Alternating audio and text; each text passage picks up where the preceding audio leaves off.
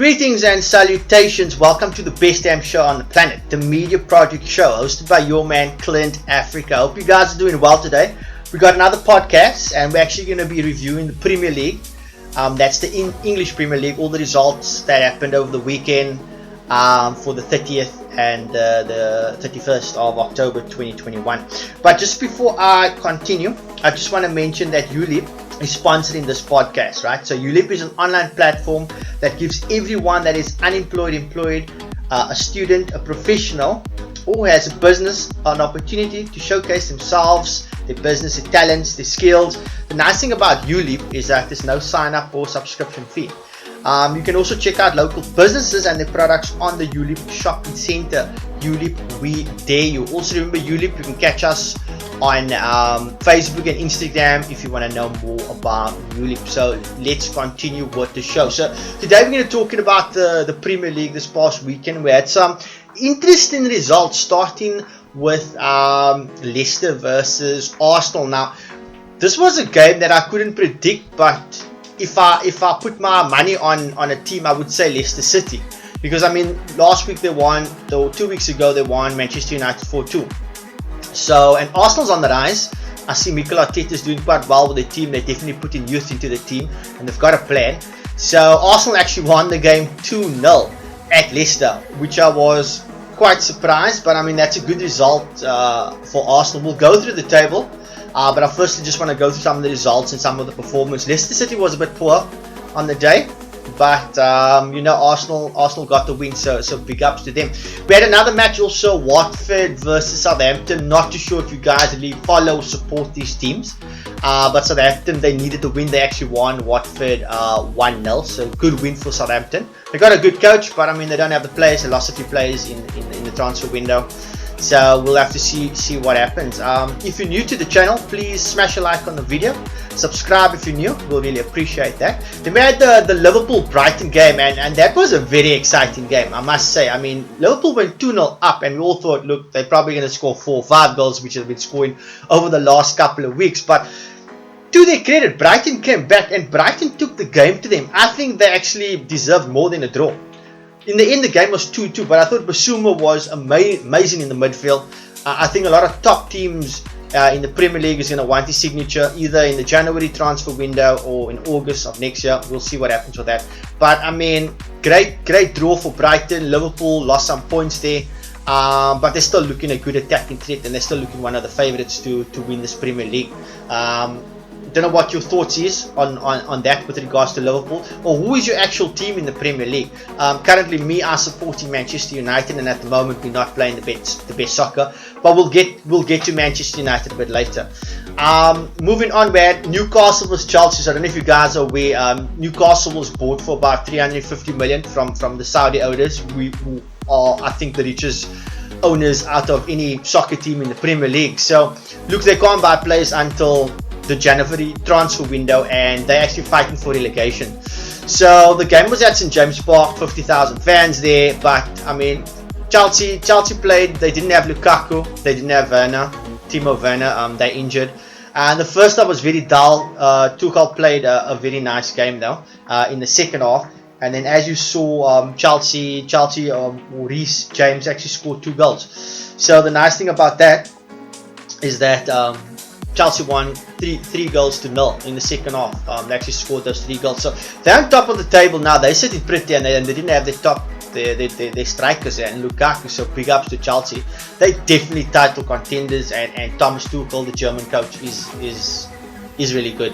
Because I mean, he came in January, and he actually won the Champions League with Chelsea. So they are definitely title contenders. Then we had Manchester City versus Crystal Palace, and I mean, the way Manchester City's been playing, this should have been a walk in the park, but it wasn't. I mean, they're not playing with a striker. The team was very strong. They had loads of chances, but they couldn't put the ball away, and surprisingly enough, Brighton actually won the game 2-0. So I mean, that's a shock to everyone. I mean, you guys call it this weekend, having Manchester City lose 2-0 at home. So I think it's a bit of a fluke. We're going to have to see. They're obviously playing in the Champions League City, and the next week is the big derby, Manchester United on Saturday versus Manchester City. Big one. I think City's going to demolish Manchester United, but you know, with Oli, you never know. Moving on, we had Burnley and Brentford, and Burnley really needed this win. They were playing at home. They won 3-1. Brentford has come up from the Championship into the Premier League, and they play really good attacking soccer. But today they lost this game. Sean Dyche is the Burnley coach. So big ups for getting their first win of the campaign. Then let's move on to another Saturday game, Tottenham versus Manchester United. A big test for Ole Gunnar Solskjaer and his men. As you know, last week Liverpool smashed Manchester United 5-0 at Old Trafford. Quite embarrassing result. So everyone thought Ole Gunnar Solskjaer is going to be sacked, but you know, the Glazers, who's the owners of Manchester United, seems they're going to keep Ole Gunnar Solskjaer, and apparently has 3 games to save his job before the international window. So that's the Tottenham game. Then we got the United versus the Atalanta game. That's on Tuesday. That's the Champions League. And then next week is the Saturday is the City game, and then the international break where the players go play for the countries. We're all now boring as that if it's not like a Euros or a World Cup. But anyway, each to its own. But going on, look, Manchester played with a back 5 in this game. They changed their format, their system. Oli changed his system to a system that Antonio Conte plays, who is a coach that many Premier League clubs are looking for. Even Tottenham and Manchester United. Who knows, Tottenham might even get Antonio Conte because look, United won 3-0 at Tottenham, which was a great result. It was still very boring, very slow. At sometimes they played with a back 7, Manchester United. You could see Ole Gunnar Solskjaer, he didn't want to leak any goals, so which is understandable. Now, is this the way forward for Manchester United? This, from what Ole Gunnar Solskjaer was saying, he wants to play the United way, attacking way, but this is not the attacking way. This is like counter-attacking football. But there were some great moments in the game. I mean, the goal of Cristiano Ronaldo was absolutely world-class. Bruno Fernandes hitting the ball. Ronaldo just stepping away from the defender and taking the ball on the volley, coming over with him. Amazing goal. And that's Cristiano Ronaldo's 40th goal in this calendar year, 2021, and it's November now. So, and he's 36. He's 36 years old, but he's in impeccable condition. He looks after himself, so big ups to him. Arguably one of the best players in the world, and I'm just so happy to have him at Manchester United. I thought Cavani's goal was world class as well. Cavani and Ronaldo, everyone wanted to see that. Ronaldo providing the assist, and Edison Cavani with an absolutely amazing finish.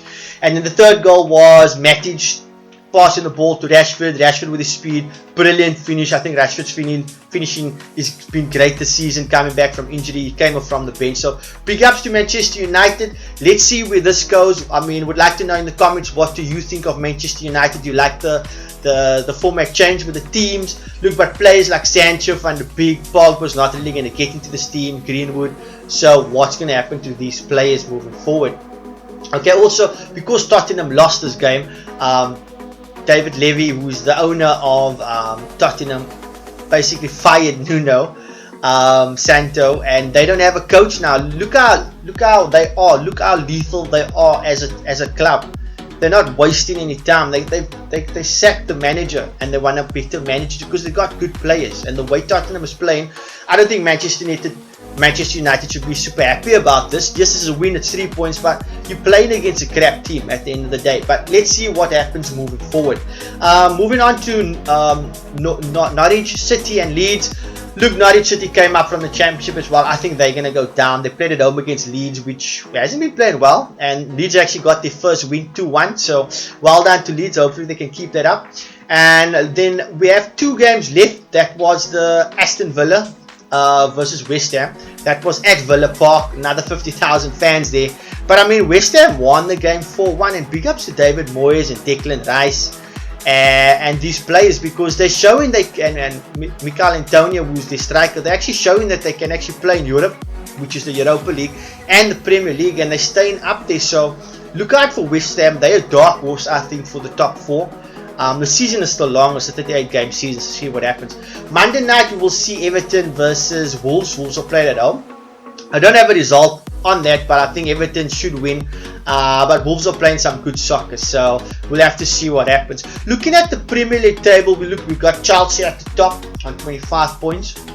Liverpool in a close second with 22 points. And all these teams has now played 10 games. for the season. We've got Manchester City on 20 points, and we have West Ham on 20 points, who's in 4th place. And then you've got United and Arsenal in 5th and 6th, and so goes on to the other clubs. So what are your predictions for the upcoming week? Look, we've got the Champions League on Tuesday and Wednesday, which is going to be pretty awesome. Everyone likes European nights. And then we've got the Premier League games next weekend on Friday, Saturday and Sunday before the international break. So we'd like to know your thoughts in the comments. Smash a like on the video, subscribe if you're new. That's all from me, Clint Africa, for this podcast previewing the week that was. Hope you guys enjoyed it, and I'll catch you on the other side. Keep well. Cheers.